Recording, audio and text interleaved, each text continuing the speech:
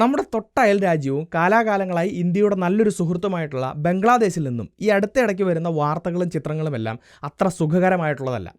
ലക്ഷക്കണക്കിന് വിദ്യാർത്ഥികളും യുവജനങ്ങളും അവിടുത്തെ ഗവൺമെൻറ്റിൻ്റെ ചില തീരുമാനങ്ങൾക്കെതിരെ പ്രതിഷേധിച്ചുകൊണ്ട് വലിയ രീതിയിലുള്ള പ്രൊട്ടസ്റ്റുകൾ നടത്തുകയാണ്. ഗവൺമെൻറ്റിൻ്റെ ഭാഗത്തു നിന്നും ഇതിനെതിരെ വലിയ രീതിയിലുള്ള ചില അടിച്ചമർത്തലുകളും ഉണ്ടാകുന്നു.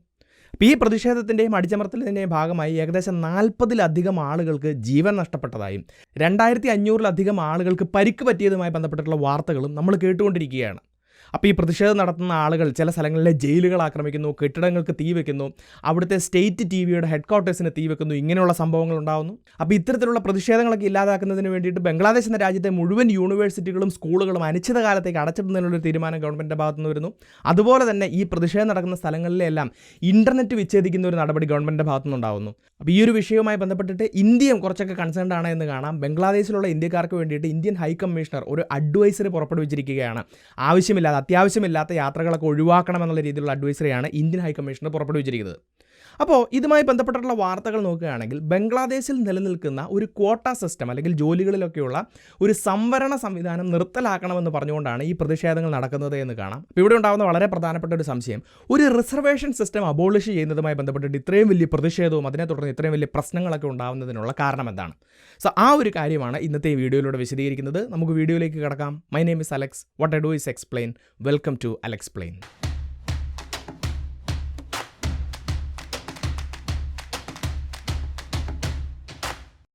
ഇപ്പോൾ ബംഗ്ലാദേശിൽ ഇപ്പോൾ നടക്കുന്ന ഇത്രയും വലിയ പ്രശ്നങ്ങളുടെ എല്ലാം മൂല കാരണമെന്ന് പറയുന്നത് അവിടുത്തെ സർക്കാർ ജോലികളിലുള്ള ഒരു സംവരണമാണെന്ന് ഞാൻ ഓൾറെഡി പറഞ്ഞു കഴിഞ്ഞു.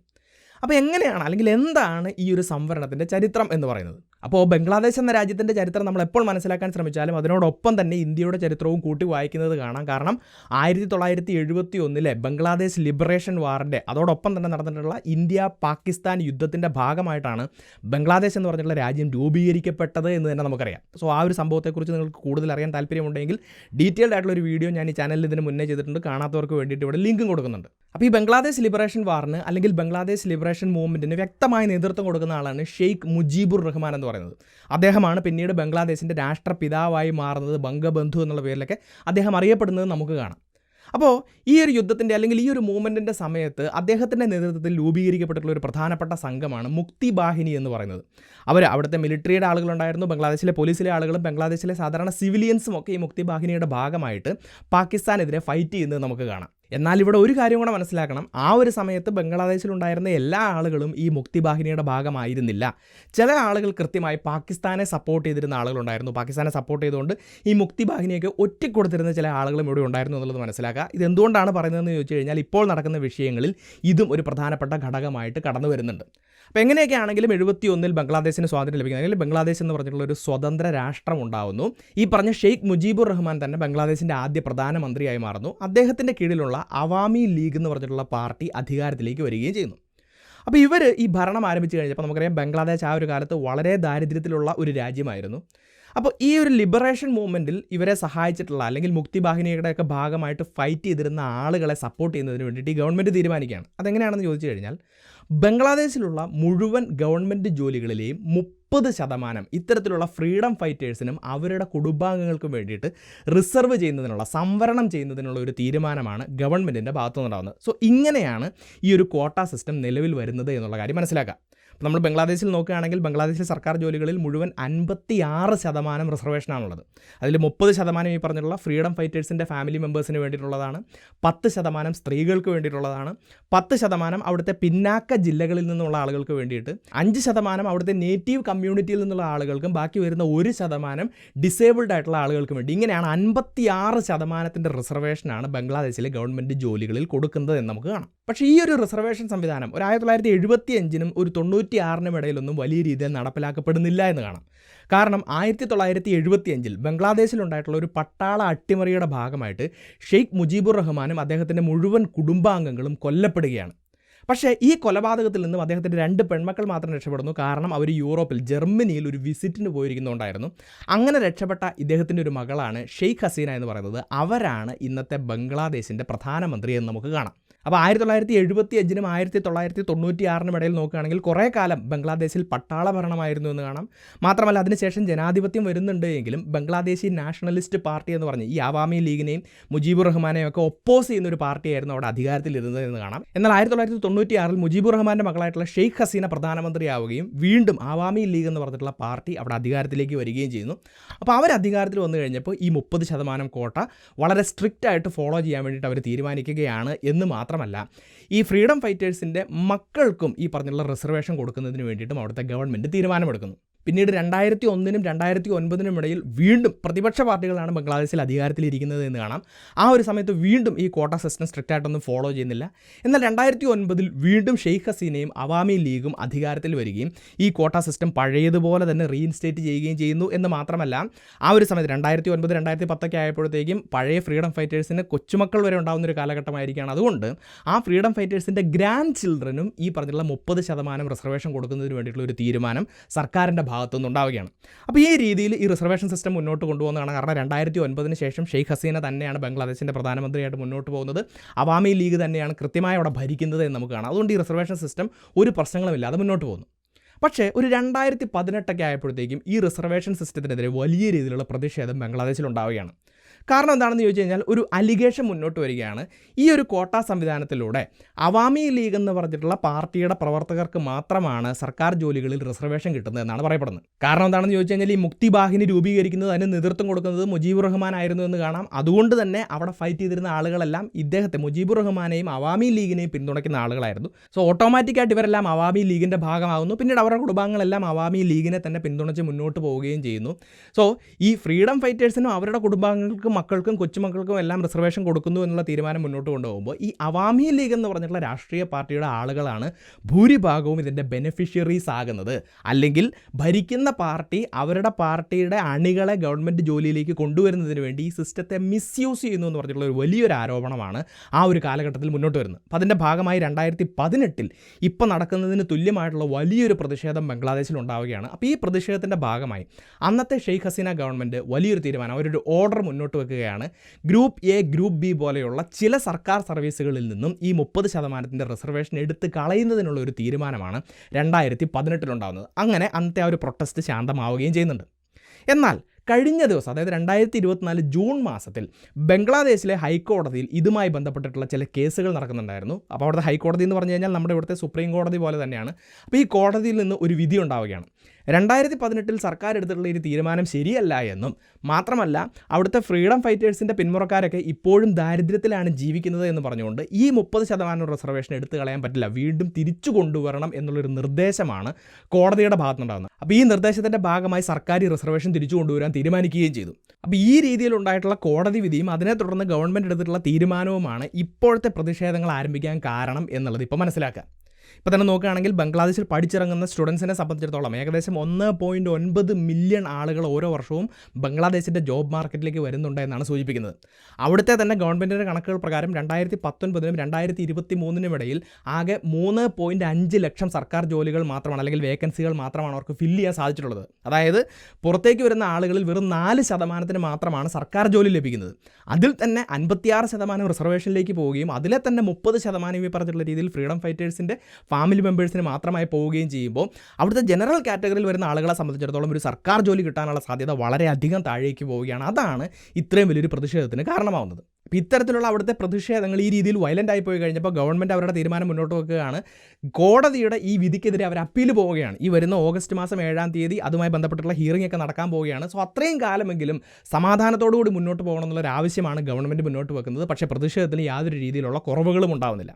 അപ്പോൾ ഇവിടെ ഉയർന്നു വരുന്ന വളരെ പ്രധാനപ്പെട്ട ഒരു സംശയം, ബംഗ്ലാദേശിലെ ഗവൺമെൻറ്റിൻ്റെ ഒരു നിലപാട് നോക്കുകയാണെങ്കിൽ അവർ സ്റ്റുഡൻസിന് ഫേവറബിൾ ആയിട്ടുള്ളൊരു നിലപാടാണ് നിലവിലെടുക്കുന്നത് നമുക്ക് കാണാൻ കഴിയും. കാരണം 2018-ൽ അവർ ഈ കോട്ട സിസ്റ്റം പിൻവലിച്ചു. ഇപ്പോൾ ഈ കോട്ട സിസ്റ്റം റീഇൻസ്റ്റേറ്റ് ചെയ്യാൻ പറഞ്ഞാൽ അവിടുത്തെ കോടതിയാണ് എന്ന് കാണാം. എന്നാൽ കോടതിയുടെ ഈ ഒരു നിലപാടിനെതിരെ അവർ അപ്പീൽ പോയിരിക്കുകയാണ്. അപ്പോൾ ഗവൺമെൻറ് ഇത്തരത്തിലുള്ള നിലപാടുകൾ എടുത്തിട്ടും എന്തുകൊണ്ടാണ് സമരം മുന്നോട്ട് പോകുന്തോറും അതിന് ശക്തി കൂടി വരികയും പ്രതിഷേധത്തിൻ്റെ സ്വഭാവം മാറി വരികയും ഒക്കെ ചെയ്യുന്നത്? അപ്പോൾ ഇതിന് ഒന്നിലധികം കാരണങ്ങളുണ്ടെന്ന് നമുക്ക് കാണാൻ കഴിയും. അതിൽ ഏറ്റവും പ്രധാനപ്പെട്ട ഒരു കാരണം ഈ സമരം നടക്കുന്ന സമയത്ത് ബംഗ്ലാദേശ് പ്രധാനമന്ത്രി ഷെയ്ഖ് ഹസീനയിൽ നിന്നും ഉണ്ടായിട്ടുള്ള ഒരു റിമാർക്കാണ്. അപ്പോൾ അവർ ചോദിക്കുന്നത് ഇങ്ങനെയാണ്, ഫ്രീഡം ഫൈറ്റേഴ്സിൻ്റെ കൊച്ചുമക്കൾക്ക് റിസർവേഷൻ കൊടുത്തില്ല എങ്കിൽ പിന്നെ റാസാക്കാർമാരുടെ കൊച്ചുമക്കൾക്കാണോ റിസർവേഷൻ കൊടുക്കേണ്ടത് എന്നുള്ളതാണ്. ഇപ്പോൾ എല്ലാവർക്കും ഒരു സംശയം തോന്നും, ആരാണ് ഈ റസാക്കാർസ് എന്ന് പറയുന്നത്? ബംഗ്ലാദേശിൻ്റെ ഹിസ്റ്ററിയെക്കുറിച്ച് പറഞ്ഞപ്പോൾ ഞാൻ പറഞ്ഞിരുന്നു, ഈ മുക്തി ബാഹിനിയൊക്കെ ബംഗ്ലാദേശിൻ്റെ ലിബറേഷന് വേണ്ടി ശ്രമിക്കുമ്പോൾ അവരിൽ നിന്ന് മാറി നിന്നുകൊണ്ട്, അതായത് പാകിസ്ഥാനെ സഹായിച്ചുകൊണ്ട് ഇവരെയൊക്കെ ഒറ്റുകൊടുത്തിരുന്ന ഒരു വിഭാഗം ആളുകൾ അവിടെ ഉണ്ടായിരുന്നു എന്ന് പറഞ്ഞു. അവരെയാണ് ബംഗ്ലാദേശിൽ റസാക്കാർസ് എന്ന് വിളിക്കുന്നത്. ബംഗ്ലാദേശിൻ്റെ ഹിസ്റ്ററിയും കൾച്ചറും ഒക്കെ പരിശോധിക്കുമ്പോൾ ഈ റസാക്കാർ എന്ന് പറഞ്ഞിട്ടുള്ള പ്രയോഗം വളരെ ഒരു മോശം പ്രയോഗമാണ് എന്ന് കാണാം. പാകിസ്ഥാൻ ആർമിയെക്കാളും മോശക്കാരായിട്ടാണ് ഈ റസാക്കാർസിനെ ചിത്രീകരിച്ചിരിക്കുന്നത്. വളരെ മോശമായിട്ടുള്ള രാജ്യദ്രോഹികൾ എന്നുള്ള രീതിയിലാണ് ഈ ഒരു പ്രയോഗം അവിടെ ഉപയോഗിക്കപ്പെടുന്നത് എന്ന് കാണാം. സോ അവിടുത്തെ പ്രധാനമന്ത്രി തന്നെ ഈ സമരം ചെയ്യുന്നവരെ ഇൻഡയറക്റ്റ് ആയിട്ട് റസാക്കാർസ് എന്ന് വിളിക്കുന്നത് പോലെയാണ് ഈ റിമാർക്സ് ഫീൽ ചെയ്യപ്പെട്ടത്. അതിൻ്റെ ഭാഗമായിട്ടാണ് ഈ പ്രതിഷേധം വളരെ വലിയൊരു രീതിയിലേക്ക് പോകുന്നത് എന്ന് കാണാം. അപ്പോൾ ഈ പ്രതിഷേധത്തിൻ്റെ ഭാഗമായിട്ട് ഉയർന്നു വരുന്നൊരു മുദ്രാവാക്യം ശ്രദ്ധിക്കുകയാണെങ്കിൽ, ഈ പ്രതിഷേധം നടത്തുന്ന ഞാനും നിങ്ങളും റസാക്കാർസ് ആണ് എന്ന് പറയുന്നത്, ഇത് പറയുന്ന ആളാരാണ്? അവരൊരു ഡിക്റ്റേറ്ററാണ് എന്നുള്ളൊരു മുദ്രാവാക്യമാണ് ഇവിടെ ഉയർന്നു വരുന്നത്. അപ്പോൾ ഈ സമരം ഇത്രയും വലിയ രീതിയിലേക്ക് പോകുന്നതിനുള്ള രണ്ടാമത്തെ കാരണമായിട്ട് പറയുന്നത്, ബംഗ്ലാദേശിലെ ഭരണം ഒരു ഏകാധിപത്യ ഭരണത്തിലേക്ക് പോകുന്നുണ്ട് എന്നുള്ളൊരു വലിയൊരു ആരോപണം ഇപ്പോൾ മുന്നോട്ട് വന്നുകൊണ്ടിരിക്കുകയാണ്. പക്ഷേ ഒരു സംശയം തോന്നും, 2009 മുതൽ ഇങ്ങോട്ട് തുടർച്ചയായ 4 തവണ ഷെയ്ഖ് ഹസീന ബംഗ്ലാദേശിൻ്റെ പ്രധാനമന്ത്രിയായി തിരഞ്ഞെടുക്കപ്പെടുകയാണ് ചെയ്തത്. അപ്പോൾ ജനാധിപത്യപരമായിട്ടുള്ള കാര്യങ്ങൾ മുന്നോട്ട് പോകുന്നതെന്ന് തോന്നും. പക്ഷേ ഇവിടെ ഉയർന്നു വരുന്ന ആരോപണങ്ങളിൽ ഏറ്റവും പ്രധാനപ്പെട്ട ആരോപണം, ഷെയ്ഖ് ഹസീനയും അതുപോലെ തന്നെ അവാമി ലീഗും ബംഗ്ലാദേശിലെ പ്രതിപക്ഷ പാർട്ടികളെയും ഈ പ്രതിപക്ഷ പാർട്ടികളുടെ നേതാക്കന്മാരെയും മാത്രമല്ല ഇവർക്കെതിരെ പ്രതിഷേധിക്കുന്ന ആളുകളെയും എല്ലാം തുറങ്കിലടയ്ക്കുന്ന ഒരു നിലപാട്, അല്ലെങ്കിൽ ഇവരെയെല്ലാം നശിപ്പിച്ച് കളയുന്ന ഒരു നിലപാടാണ് സ്വീകരിക്കുന്നത് എന്നാണ് പറയപ്പെടുന്നത്. ഇപ്പോൾ തന്നെ നോക്കുകയാണെങ്കിൽ പല പ്രതിപക്ഷ പാർട്ടികളുടെയും പ്രധാനപ്പെട്ട നേതാക്കന്മാരെല്ലാം ജയിലിലാണ്. അതുപോലെ തന്നെ ഇവർക്കെതിരെ വിധി പുറപ്പെടുവിച്ച ചില ജഡ്ജിമാർക്കെതിരെ നടപടികൾ ഉണ്ടാകുന്നു.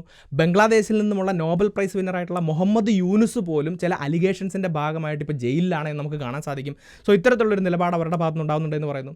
മാത്രമല്ല ഇലക്ഷൻ അട്ടിമറിച്ചുകൊണ്ടാണ് ഇവർ വിജയം നേടുന്നത് എന്നുള്ളൊരു ആരോപണവും മുന്നോട്ട് വരുന്നുണ്ട്. ഇപ്പോൾ തന്നെ 2024 ജനുവരിയിലാണ് ബംഗ്ലാദേശിൽ അവസാനത്തെ ഇലക്ഷൻ നടന്നത്. വെറും 40% മാത്രമായിരുന്നു അവിടുത്തെ വോട്ടർ ടേൺ ഔട്ട് എന്ന് പറയുന്നത്. ഇത്തരത്തിലുള്ള ഒരു ഇലക്ഷനെ അവിടുത്തെ പ്രതിപക്ഷ പാർട്ടികളെല്ലാം ബോയ്ക്കോട്ട് ചെയ്യുന്നത് കാണാം. ഒരു പ്രതിപക്ഷ പാർട്ടി പോലും ആ ഇലക്ഷനിൽ മത്സരിക്കുന്നില്ല. 300 സീറ്റുകളിലേക്കാണ് അവിടെ ഇലക്ഷൻ നടക്കുന്നത്. അതിൽ 224 സീറ്റിലും ഷെയ്ഖ് ഹസീനയുടെ അവാമി ലീഗാണ് വിജയിച്ചത് എന്ന് കാണാം. 62 സ്വതന്ത്രന്മാർ ഇലക്ഷൻ്റെ ഭാഗമായിട്ട് വിജയിക്കുന്നുണ്ട്. പക്ഷേ ഈ സ്വതന്ത്രന്മാരെ അവാമി ലീഗ് തന്നെയാണ് മുന്നോട്ട് വെച്ചത്. ഒരു പ്രതിപക്ഷമുണ്ട് എന്ന് കാണിക്കുന്നതിന് വേണ്ടിയിട്ടാണ് അവരിങ്ങനെ ചെയ്തത് എന്നുള്ളൊരു ആരോപണം മുന്നോട്ട് വരുന്നുണ്ട്. ഈ ഇലക്ഷൻ നടക്കുന്ന സമയത്ത് അമേരിക്കയിൽ നിന്നുള്ള ഒബ്സർവർമാരൊക്കെ ഇവിടെ ഉണ്ടായിരുന്നു. അവരും അഭിപ്രായപ്പെടുന്നത് ഇത് റിഗ്ഡ് ആവാനുള്ള സാധ്യത, ഇലക്ഷൻ റിഗ്ഡ് ആവാനുള്ള ചെറിയൊരു സാധ്യത ഉണ്ട് എന്നുള്ളതാണ്. അപ്പോൾ ഇത്തരത്തിലുള്ളൊരു ഏകാധിപത്യ ഭരണമാണ് ഷെയ്ഖ് ഹസീന മുന്നോട്ട് വെക്കുന്നത് എന്നുള്ളത് അവിടുത്തെ ഈ പ്രതിഷേധത്തിന് ആക്കം കൂട്ടുന്നതിനുള്ളൊരു വലിയ കാരണമായിട്ടുണ്ട്. ഇനി അത് മാത്രമല്ല, ഇത്തരത്തിൽ മുന്നോട്ട് പോകുന്ന ഈ ഗവൺമെൻറ്റിൻ്റെ തീരുമാനങ്ങൾ ബംഗ്ലാദേശിൻ്റെ സാമ്പത്തിക മേഖലയ്ക്ക് വലിയ രീതിയിലുള്ളൊരു ബാധ്യതയായി മാറുന്നുണ്ട് എന്നുള്ളൊരു ആരോപണം മുന്നോട്ട് വരുന്നുണ്ട്. ഇപ്പോൾ കഴിഞ്ഞ കാലഘട്ടങ്ങൾ നോക്കുകയാണെങ്കിൽ സൗത്ത് ഏഷ്യൻ കൺട്രീസിൽ GDP-യിലൊക്കെ വലിയ മുന്നേറ്റം കാഴ്ചവെച്ചിട്ടുള്ള ഒരു രാജ്യമാണ് ബംഗ്ലാദേശ്. എങ്കിലും അവിടുത്തെ ദാരിദ്ര്യം വലിയ രീതിയിൽ വർദ്ധിച്ചുകൊണ്ടിരിക്കുകയാണ്. അത് മാത്രമല്ല വ്യാപാരത്തിൻ്റെ ഒക്കെ ഭാഗമായി വലിയൊരു ഫോറിൻ കറൻസി ക്രൈസിസും ബംഗ്ലാദേശ് നേരിട്ടുകൊണ്ടിരിക്കുകയാണ്. കഴിഞ്ഞ വർഷം വന്നിട്ടുള്ള വാർത്തകളൊക്കെ നോക്കുകയാണെങ്കിൽ IMF-ൽ നിന്നും $4.7 ബില്യൺ ഒരു ലോണാണ് ബംഗ്ലാദേശ് എടുത്തിരിക്കുന്നത് എന്ന് കാണാം. സോ ബംഗ്ലാദേശിൻ്റെ സാമ്പത്തിക മേഖല ഈ സർക്കാരിൻ്റെ ഭരണത്തിൻ്റെ ഭാഗമായി തകർന്നുകൊണ്ടിരിക്കുകയാണ് എന്നുള്ളൊരു വലിയ ആരോപണം മുന്നോട്ട് വരികയാണ്. മാത്രമല്ല ബംഗ്ലാദേശ് വലിയ രീതിയിലുള്ള തൊഴിലില്ലായ്മയെ നേരിട്ടുകൊണ്ടിരിക്കുകയാണ്. ഞാൻ നേരത്തെ ചില കണക്കുകൾ മുന്നോട്ട് വെച്ചിരുന്നു. കുറച്ചുകൂടി കണക്കുകൾ നോക്കുകയാണെങ്കിൽ 170 മില്യണാണ് ബംഗ്ലാദേശിൻ്റെ പോപ്പുലേഷൻ എന്ന് പറയുന്നത്. അതിൽ 67% കൂടുതൽ ആളുകൾ വർക്കിംഗ് ഏജ് പോപ്പുലേഷനുള്ള ആളുകളാണ്. ഇതിനകത്ത് തന്നെ 25% കൂടുതൽ ആളുകൾ 15 വയസ്സിനും 29 വയസ്സിനും ഇടയിലുള്ള ആളുകളാണ് എന്ന് കാണാം. അതുകൊണ്ട് തന്നെ ബംഗ്ലാദേശിൻ്റെ ജോബ് മാർക്കറ്റ് വളരെ ബൃഹത്താണ് എന്ന് കാണാം. ഈ ബൃഹത്തായ ജോബ് മാർക്കറ്റിൽ ഭൂരിഭാഗം പേരും തൊഴിലില്ലായ്മ എന്ന് പറഞ്ഞിട്ടുള്ള പ്രശ്നം നേരിട്ടുകൊണ്ടിരിക്കുകയാണ്. അവരിൽ തന്നെ ഒരുപാട് ആളുകളും സർക്കാർ ജോലിക്ക് വേണ്ടി ശ്രമിച്ചുകൊണ്ടിരിക്കുമ്പോൾ അവിടെയും ഈ കോട്ട സിസ്റ്റം കൊണ്ടുവന്ന് അവർക്കൊരു ജോലിയിലേക്ക് എത്തിപ്പെടാനുള്ള സാഹചര്യം ഗവൺമെൻറ് ഇല്ലാതാക്കുകയാണ് എന്നുള്ളതും ഈ പ്രതിഷേധത്തിൻ്റെ ഒരു വലിയ കാരണമാവുന്നുണ്ട്.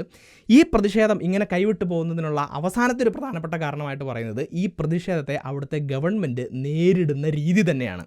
ഗവൺമെൻറ് മാത്രമല്ല, ഗവൺമെൻറ്റിനെ സപ്പോർട്ട് ചെയ്യുന്ന അവാമി ലീഗിൻ്റെ സ്റ്റുഡൻറ്റ് വിങ്ങും ഈ പ്രതിഷേധം നടത്തുന്ന വിദ്യാർത്ഥികൾക്കെതിരെ വലിയ രീതിയിലുള്ള ആക്രമണങ്ങൾ അഴിച്ചുവിടുന്നുണ്ട് എന്നുള്ള വാർത്തകളാണ് പുറത്തു വന്നുകൊണ്ടിരിക്കുന്നത്. മാത്രമല്ല പോലീസിനെയും പാരാമിലിറ്ററി ഫോഴ്സസിനെയും ഉപയോഗിച്ചുകൊണ്ട് ഗവൺമെൻറ് ഈ പ്രതിഷേധം നടത്തുന്നവരെ അടിച്ചമർത്താൻ ശ്രമിക്കുന്നു എന്നുള്ള വാർത്തകൾ മുന്നോട്ട് വന്നുകൊണ്ടിരിക്കുകയാണ്. അപ്പോൾ ഇത്തരത്തിലുള്ളൊരു പ്രതികരണം ഗവൺമെൻറ്റിൻ്റെ ഭാഗത്തു നിന്നുണ്ടാകുമ്പോൾ ഈ പ്രതിഷേധത്തിന് വീണ്ടും ശക്തി കൂടുകയാണ് എന്നുള്ള കാര്യം മനസ്സിലാക്കുക. അപ്പോൾ കേവലം ബംഗ്ലാദേശിലെ സർക്കാർ ജോലികളിലേക്കുള്ള ഒരു ക്വാട്ട സംവിധാനം വീണ്ടും കൊണ്ടുവന്നു എന്നുള്ളത് മാത്രമല്ല ഈ പ്രതിഷേധത്തിന് കാരണം. ഇങ്ങനെയുള്ള ഒരുപാട് കാരണങ്ങൾ കൂടി ചേർന്നുകൊണ്ടാണ് ഇത്രയും വലിയൊരു പ്രതിഷേധം ബംഗ്ലാദേശിൽ നടക്കുന്നത് എന്നുള്ള കാര്യം മനസ്സിലാക്കുക. പക്ഷേ ഈ പ്രതിഷേധത്തിനെതിരെയും ചില വാദങ്ങൾ ബംഗ്ലാദേശിൽ നിന്ന് ഉയർന്നു വരുന്നുണ്ട് എന്ന് കാണാം. അത് പ്രധാനമന്ത്രിയുടെയും അവരുടെ പാർട്ടിയുടെയൊക്കെ ഭാഗത്തു നിന്നാണെന്ന് കാണാൻ കഴിയും. അവർ പറയുന്ന ഏറ്റവും വലിയൊരു ആരോപണം ഇത് പൊളിറ്റിക്കലി മോട്ടിവേറ്റഡ് ആണ് എന്നാണ്. ബംഗ്ലാദേശിൽ ഇപ്പോൾ കൃത്യമായിട്ടുള്ളൊരു പ്രതിപക്ഷ പാർട്ടികളോ അവർക്ക് ശക്തിയോ ഒന്നുമില്ലാത്തൊരു സമയത്ത് ഈ ഒരു പ്രതിഷേധത്തെ മുതലെടുത്തുകൊണ്ട് ഈ പ്രതിഷേധത്തിലൂടെ അവിടുത്തെ സർക്കാരിനെ വലിച്ച് താഴെയിട്ട് അധികാരത്തിലേക്ക് തിരിച്ചു വരാനുള്ളൊരു ശ്രമമാണ് ബംഗ്ലാദേശി നാഷണലിസ്റ്റ് പാർട്ടി, ജമാഅത്തെ ഇസ്ലാമി പോലെയുള്ള പ്രതിപക്ഷ പാർട്ടികൾ നടത്തുന്നത് എന്നുള്ളൊരു ആരോപണമാണ് ഗവൺമെൻറ്റിൻ്റെ ഭാഗത്ത് നിന്ന് മുന്നോട്ട് വരുന്നത്. കാരണം ഗവൺമെൻറ് പറയുന്നത് അവർ ഈ കോടതി വിധിക്കെതിരെ അപ്പീൽ പോയിരിക്കുകയാണ്, പ്രതിഷേധക്കാർ പറയുന്ന കാര്യത്തോട് യോജിച്ചുകൊണ്ടാണ് ഗവൺമെൻറ് മുന്നോട്ട് പോകുന്നത്, എന്നിട്ടും ഈ പ്രതിഷേധം മുന്നോട്ട് പോകാനുള്ള കാരണം ഈ പൊളിറ്റിക്കലി മോട്ടിവേറ്റഡ് ആയതുകൊണ്ടാണ് എന്നുള്ളൊരു വലിയൊരു ആരോപണമാണ് ഗവൺമെൻറ്റിൻ്റെ ഭാഗത്ത് നിന്ന് മുന്നോട്ട് വരുന്നത്. പക്ഷേ പ്രതിഷേധക്കാർ അവരുടെ ആവശ്യം വ്യക്തമായി മുന്നോട്ട് വെച്ചിട്ടുണ്ട്. ഈ കോട്ടാ സിസ്റ്റം, ഈ 30% കോട്ടാ സിസ്റ്റം നിർത്തലാക്കണമെന്ന് മാത്രമല്ല, ബംഗ്ലാദേശിലെ സർക്കാർ ജോലികളിലേക്ക് മാക്സിമം 10% മാത്രമേ റിസർവേഷൻ പാടുള്ളൂ. അതും ഡിസർവിംഗ് ആയിട്ടുള്ള ആളുകൾക്ക്, ഡിസേബിൾഡ് ആയിട്ടുള്ള ആളുകൾക്ക്, ഇൻഡിജിനസ് കമ്മ്യൂണിറ്റി അങ്ങനെയുള്ള ആളുകളിലേക്ക് മാത്രമായിട്ട് റിസർവേഷൻ ഒതുക്കി നിർത്തണം. ഈ 30% കോട്ട എന്നുള്ളത് പൂർണ്ണമായിട്ടും ഒഴിവാക്കിയാൽ മാത്രമേ പ്രതിഷേധം അവസാനിക്കുകയുള്ളൂ എന്നുള്ളൊരു നിലപാടാണ് അവരുടെ ഭാഗത്തു നിന്ന് മുന്നോട്ട് വന്നിരിക്കുന്നത്. ഇനി ഇതിൻ്റെ എല്ലാം ഒപ്പം ഈ പ്രശ്നങ്ങളുടെ ഭാഗമായി ഇന്ത്യക്കുണ്ടാകുന്ന ഇമ്പാക്റ്റുകൾ എന്തൊക്കെയാണ് എന്നുകൂടി മനസ്സിലാക്കണം. കാരണം ബംഗ്ലാദേശിലുണ്ടാകുന്ന പ്രശ്നങ്ങളെല്ലാം ഇന്ത്യയെ ഡയറക്റ്റ് ആയിട്ടോ ഇൻഡയറക്റ്റ് ആയിട്ടോ പല സമയങ്ങളിലും ബാധിക്കാറുണ്ട്. അപ്പോൾ ഇവിടുത്തെ ഏറ്റവും പ്രധാനപ്പെട്ട ഒരു കാര്യമായിട്ട് ആളുകൾ ചൂണ്ടിക്കാണിക്കുന്നത് ഷെയ്ഖ് ഹസീനയും അതുപോലെ തന്നെ അവാമി ലീഗും ഒക്കെ എല്ലാ കാലത്തും ഇന്ത്യയുമായി നല്ലൊരു ബന്ധം കാത്തുസൂക്ഷിച്ചിരുന്ന നേതാവും പാർട്ടിയും ഒക്കെയാണ്. ഷെയ്ഖ് ഹസീന അധികാരത്തിലിരുന്ന സമയത്തെല്ലാം ഇന്ത്യയും അതുപോലെ തന്നെ ബംഗ്ലാദേശുമായിട്ടുള്ള ബന്ധം നല്ല രീതിയിലാണ് മുന്നോട്ട് പോരുന്നതെന്ന് കാണാം. എന്നാൽ ഇവിടുത്തെ പ്രതിപക്ഷ പാർട്ടികൾ ഇന്ത്യക്കെതിരെ പല സമയത്തും നിലപാടെടുത്തിട്ടുള്ള പാർട്ടികളാണ് എന്ന് കാണാം. ഈ വർഷം തന്നെ BNP പോലെയുള്ള പാർട്ടികൾ ബോയ്ക്കോട്ട് ഇന്ത്യ എന്ന് പറഞ്ഞൊരു വലിയ ക്യാമ്പയിൻ മുന്നോട്ട് വെച്ചിരുന്നു. എന്നാൽ ഷെയ്ഖ് ഹസീനയുടെ ഗവൺമെൻറ് ആ ക്യാമ്പയിനെ ശക്തമായി പ്രതിരോധിക്കുകയാണ് ചെയ്തത്. സോ ഈ ഒരു പ്രതിഷേധത്തിൻ്റെ ഭാഗമായിട്ട് ബംഗ്ലാദേശിൽ ഒരു അധികാര മാറ്റം ഉണ്ടായി കഴിഞ്ഞാൽ ഇന്ത്യയും ബംഗ്ലാദേശും തമ്മിലുള്ള റിലേഷനെ അത് കാര്യമായി ബാധിക്കാനുള്ള സാധ്യതയുണ്ട് എന്നാണ് ആളുകൾ പറയുന്നത്. അതുപോലെ തന്നെ രണ്ടാമത്തെ പ്രധാനപ്പെട്ട ഇഷ്യൂ, ബംഗ്ലാദേശിൽ ഇത്രയും വലിയൊരു പ്രൊട്ടസ്റ്റും കാര്യങ്ങളൊക്കെ ഉണ്ടാകുമ്പോൾ അവിടെ നിന്നുള്ള ഇമിഗ്രൻ്റ് ഇഷ്യൂവിൽ വലിയ രീതിയിലുള്ള പ്രശ്നം ഉണ്ടാകാനുള്ള സാധ്യതയുണ്ട്. ബംഗ്ലാദേശിൽ നിന്ന് ധാരാളം ഇല്ലീഗൽ ഇമിഗ്രൻസ് ഇന്ത്യയിലേക്ക് വരുന്നൊരു പ്രശ്നം പണ്ടുകാലം മുതലേ ഉണ്ട്. അപ്പോൾ ഇത്തരത്തിലുള്ളൊരു പ്രതിഷേധം കൈവിട്ട് പോകുന്നൊരവസ്ഥയിലേക്ക് പോയി കഴിഞ്ഞാൽ ഇമിഗ്രൻ്റ് ഇഷ്യൂ ഉണ്ടാകാനുള്ള സാധ്യതയുണ്ട് എന്നും ആളുകൾ പറയുന്നു. സോ എന്തൊക്കെയായാലും ഒരു റിസർവേഷൻ സിസ്റ്റവുമായി ബന്ധപ്പെട്ടിട്ട് ഇത്രയും വലിയൊരു പ്രതിഷേധം ബംഗ്ലാദേശിൽ ഉണ്ടാകാനുള്ള കാരണം എന്താണെന്ന് ഇന്നത്തെ വീഡിയോയിലൂടെ നിങ്ങൾക്ക് മനസ്സിലായിട്ടുണ്ടെന്ന് വിശ്വസിക്കുന്നു. അതുകൊണ്ട് തന്നെ ഈ വീഡിയോയെക്കുറിച്ചും ഈ വിഷയത്തെക്കുറിച്ചുമുള്ള നിങ്ങളുടെ അഭിപ്രായങ്ങളും നിർദ്ദേശങ്ങളും സംശയങ്ങളും നിങ്ങൾക്കറിയാവുന്ന എക്സ്ട്രാ പോയിന്റുകളുമെല്ലാം തീർച്ചയായിട്ടും നിങ്ങൾ കമൻറ്റ് ബോക്സിൽ രേഖപ്പെടുത്തുക. ഈ വീഡിയോ മറ്റുള്ളവർ കാണണമെന്ന് തോന്നുന്നുണ്ടെങ്കിൽ തീർച്ചയായിട്ടും നിങ്ങൾ ഈ വീഡിയോ ഷെയർ ചെയ്യുക. ഇതുപോലത്തെ നല്ല നല്ല വീഡിയോസുമായി വീണ്ടും വരുന്നതുവരേക്കും നന്ദി.